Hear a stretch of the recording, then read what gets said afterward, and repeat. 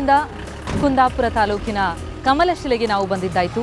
ಆದರೆ ನೀವು ಕಮಲಶಿಲೆಗೆ ಬರಬೇಕು ಅಂತಂದರೆ ಯಾವೆಲ್ಲ ರೀತಿಯ ಬಸ್ ವ್ಯವಸ್ಥೆ ಇದೆ, ಸಂಚಾರಕ್ಕೆ ಏನೆಲ್ಲ ವ್ಯವಸ್ಥೆಗಳಿವೆ, ಅದ್ರ ಬಗ್ಗೆ ಒಂದಿಷ್ಟು ಮಾಹಿತಿಯನ್ನು ಬನ್ನಿ ಪಡೆದುಕೊಳ್ಳೋಣ. ಬೆಂಗಳೂರಿನಿಂದ ಕಮಲಶಿಲೆಗೆ ನೀವು ಹೋಗಬೇಕಾದರೆ ಕುಂದಾಪುರದ ಬಸ್ಸನ್ನು ಹತ್ತಬೇಕು. ಇಲ್ಲಿಂದ ಕುಂದಾಪುರಕ್ಕೆ ಸಾಕಷ್ಟು ಬಸ್ಸುಗಳಿವೆ.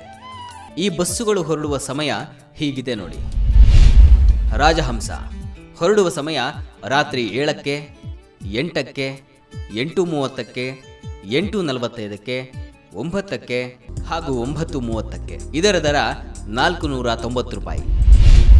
ಇನ್ನು ಐರಾವತ ಇದು ಹೊರಡುವ ಸಮಯ ರಾತ್ರಿ 9ಕ್ಕೆ, 9:35ಕ್ಕೆ, 9:45ಕ್ಕೆ, 9:50ಕ್ಕೆ ಹಾಗೂ 10:10ಕ್ಕೆ. ಇದರ ದರ 635 ರೂಪಾಯಿ. ಇನ್ನು ವೇಗದೂತ ಇದು ಹೊರಡುವ ಸಮಯ ರಾತ್ರಿ 9:30ಕ್ಕೆ. ಇದರ ದರ 361 ರೂಪಾಯಿ. ಎಸಿ ಸ್ಲೀಪರ್ ಕೂಡ ಲಭ್ಯವಿದೆ. ಇದು ಹೊರಡುವ ಸಮಯ ರಾತ್ರಿ 8:10ಕ್ಕೆ. ಇದರ ದರ 653 ರೂಪಾಯಿ. ಇವುಗಳಿಂದ ನೀವು ಕುಂದಾಪುರವನ್ನು ತಲುಪಬಹುದು.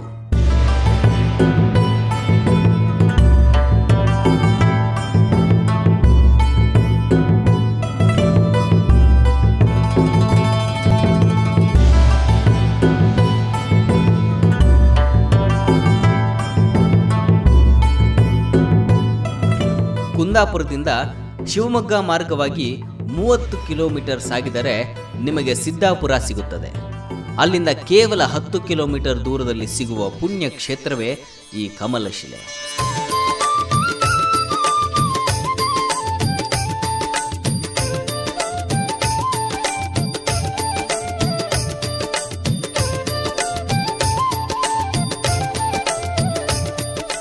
ಕಮಲಶಿಲೆಗೆ ಬಂದಮೇಲೆ ಇಲ್ಲಿ ದುರ್ಗಾ ಪರಮೇಶ್ವರಿಯ ದೇವಿಯ ದರ್ಶನ ಮಾಡೋದಕ್ಕೂ ಮುನ್ನ ನಿಮಗೆ ವಸತಿ ವ್ಯವಸ್ಥೆ ಏನಿದೆ ಅದರ ಬಗ್ಗೆ ಮಾಹಿತಿಯನ್ನು ಪಡೆದುಕೊಳ್ಳಲೇಬೇಕು. ಅದರಲ್ಲೂ ಈ ಊರಿನಲ್ಲಿ ಯಾವಾಗ ಮಳೆ ಬರುತ್ತೆ, ಯಾವಾಗ ಮಳೆ ನಿಲ್ಲುತ್ತೆ ಗೊತ್ತೇ ಆಗೋದಿಲ್ಲ. ಕುಂದಾಪುರ, ಉಡುಪಿ ಎಲ್ಲವೂ ಬಹಳ ದೂರ ಇದೆ. ಹಾಗಾಗಿ ಇಲ್ಲೇ ಉಳಿದುಕೊಳ್ಳುವಂತಹ ಅನಿವಾರ್ಯತೆ. ಹಾಗಿದ್ರೆ ಇಲ್ಲಿ ವಸತಿ ವ್ಯವಸ್ಥೆ ಹೇಗಿದೆ, ಏನೆಲ್ಲ ವ್ಯವಸ್ಥೆಗಳಿವೆ, ಬನ್ನಿ ಅದರ ಬಗ್ಗೆ ಒಂದಿಷ್ಟು ಮಾಹಿತಿಯನ್ನು ಪಡೆದುಕೊಳ್ಳೋಣ.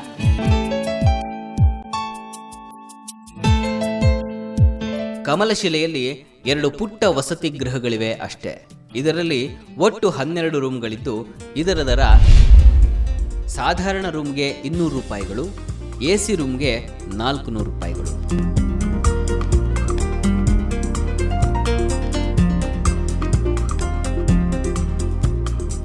ಇದರ ಹೊರತಾಗಿ ನೀವು ಕುಂದಾಪುರದಲ್ಲಿ ಕೂಡ ಉಳಿಯಬಹುದು. ಅಲ್ಲಿ ನಿಮಗೆ ಸುಸಜ್ಜಿತ ಲಾಡ್ಜ್ಗಳ ವ್ಯವಸ್ಥೆ ಇದೆ. ಅದರಲ್ಲಿ ಹೋಟೆಲ್ ಶಾಲೋಮ್ ಕೂಡ ಒಂದು.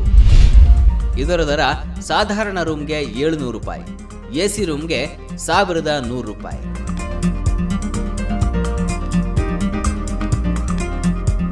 ಇನ್ನು ಕರ್ನಾಟಕದ ಬೇರೆ ಬೇರೆ ಭಾಗಗಳಿಂದ ನೀವು ಈ ಸ್ಥಳಕ್ಕೆ ಬರಬೇಕೆಂದರೆ ಒಂದು ಮಾರ್ಗಸೂಚಿ ಇಲ್ಲಿದೆ ನೋಡಿ.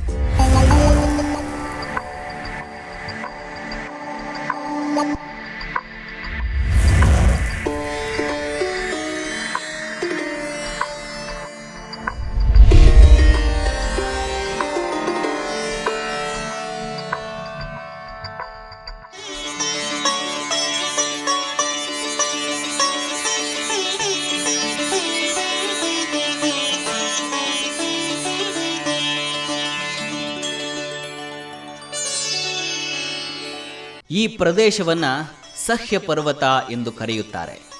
ಅನೇಕ ಮಹಾಮುನಿಗಳು ಈ ಪ್ರದೇಶದಲ್ಲಿ ತಪಸ್ಸನ್ನಾಚರಿಸಿದ್ದಾರೆ. ಇದೊಂದು ತಪೋಭೂಮಿ. ಈ ಪ್ರದೇಶಕ್ಕೆ ಪಾವಿತ್ರ್ಯತೆ ಹೆಚ್ಚಲು ಇನ್ನೂ ಒಂದು ಕಾರಣವಿದೆ. ಅದಕ್ಕೂ ಮುನ್ನ ಇಲ್ಲಿ ಹರಿಯುವ ನದಿಯ ಪರಿಚಯ ನಿಮಗಾಗಬೇಕು.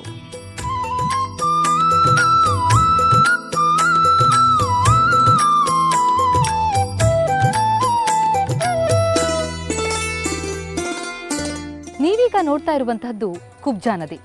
ದುರ್ಗಾ ಪರಮೇಶ್ವರಿಯ ಪಕ್ಕದಲ್ಲಿಯೇ ಕುಬ್ಜಾ ನದಿ ಹೀಗೆ ಹರಿಯೋದಕ್ಕೆ ಒಂದು ಕಾರಣ ಇದೆ, ಒಂದು ಕಥೆ ಇದೆ. ಪಿಂಗಳ ಅನ್ನುವಂತಹ ನರ್ತಕಿ ಈಶ್ವರನ ಕೈಲಾಸದ ಆಸ್ಥಾನದಲ್ಲಿ ನರ್ತಕಿಯಾಗಿದ್ಲು. ಆ ನರ್ತಕಿಗೆ ತಾನು ಬಹಳ ಸುಂದರಿ ಅಂತನ್ನುವಂತಹ ಭ್ರಮೆ ಇತ್ತಂತೆ. ಜೊತೆಗೆ ಆಕೆಯ ಉದ್ದಟತನದಿಂದಾಗಿಯೇ ಪಾರ್ವತಿ ಪಿಂಗಳಾಳಿಗೆ ಒಂದು ಶಾಪ ಕೊಟ್ಲಂತೆ. ಆ ಶಾಪದ ಪರಿಣಾಮವಾಗಿಯೇ ಹೀಗೆ ಕುಬ್ಜಾ ನದಿಯಾಗಿ ಇಂದಿಗೂ ಹರಿತಾ ಇದ್ದಾಳೆ. ಬನ್ನಿ ಆ ನದಿಯ ಸ್ಪರ್ಶ ಮಾಡಿ ಬರೋಣ. ಕೈಲಾಸದ ಪಿಂಗಲೆಯೇ ಮೋಕ್ಷ ನಿರೀಕ್ಷಿಸುತ್ತಾ ಅನವರತ ಹರಿಯುತ್ತಿದ್ದಾಳೆ ಇಲ್ಲಿ. ಕಮಲಶಿಲೆಯಲ್ಲಿ ತಾಯಿ ಬ್ರಾಹ್ಮಿ ದುರ್ಗಾ ಪರಮೇಶ್ವರಿ ದೇವಿ ಶಿವಲಿಂಗ ಸ್ವರೂಪದಲ್ಲಿ ನೆಲೆ ನಿಲ್ಲಲಿಕ್ಕೆ 2 ಪ್ರಮುಖವಾದಂತಹ ಕಾರಣಗಳಿವೆ. ಪಿಂಗಳ ಅನ್ನುವ ನರ್ತಕಿ ಶಾಪಗ್ರಸ್ತೆಯಾಗಿ ಇಲ್ಲಿ ಕುಬ್ಜಾ ನದಿಯಾಗಿ ಹರಿತಾ ಇದ್ದಾಳೆ. ಆಕೆಯ ಶಾಪ ವಿಮೋಚನೆ ಜೊತೆಗೆ ಕರರಟ್ಟಾಸುರರನ್ನ ವಧಿಸಲಿಕ್ಕೆ ಅಂತ ಹೇಳಿ ತಾಯಿ ಇಲ್ಲಿ ನೆಲೆ ನಿಂತಿದ್ದಾಳೆ. ಆ ತಾಯಿಯ ಸನ್ನಿಧಿಯಲ್ಲೇ ನಾವೀಗ ಇದ್ದೇವೆ. ಬನ್ನಿ ಆಕೆಗೆ ವಂದಿಸೋಣ. ಪ್ರಸೀದ ವಿಶ್ವೇಶ್ವರಿ ವಿಶ್ವವಂದಿತೆ, ಪ್ರಸೀದ ವಿಶ್ವೇಶ್ವರಿ ವೇದರೂಪಿಣಿ, ಪ್ರಸೀದ ಮಾಯಾಮಯಿ ಮಂತ್ರವಿಗ್ರಹೇ, ಪ್ರಸೀದ ಸರ್ವೇಶ್ವರಿ ಸರ್ವರೂಪಿಣಿ. ಈಕೆಯನ್ನ ಬ್ರಾಹ್ಮಿ ದುರ್ಗಾ ಪರಮೇಶ್ವರಿ ಎನ್ನುತ್ತಾರೆ. ಈ ತಾಯಿಗೆ ಮೃತ್ತಿಕಾ ಅಷ್ಟಬಂಧ ಮಾಡಿ ಹಾಲು, ಸಿಯಾಳ ಅಂದರೆ ಎಳನೀರಿನ ಅಭಿಷೇಕಗಳನ್ನು ಮಾಡುತ್ತಾರೆ.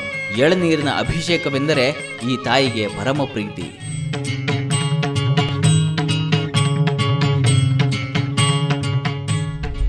ದಿವ್ಯ ಸೌಂದರ್ಯ ಸೌಶೀಲ್ಯ ಸಂಮೋಹನ ನಿತ್ಯ ಕಾರುಣ್ಯ ಸೌಜನ್ಯ ಸದ್ಭಾವನಾ ಸರ್ವಶಸ್ತ್ರಾಸ್ತ್ರ ಶಕ್ತಿ ಪ್ರಭಾಧಾರಣ. ಬೆಳಿಗ್ಗೆ 6 ಗಂಟೆಗೆ ದೇವ್ರ ನೀರು ಒಳಗೆ ಬಂದೆ.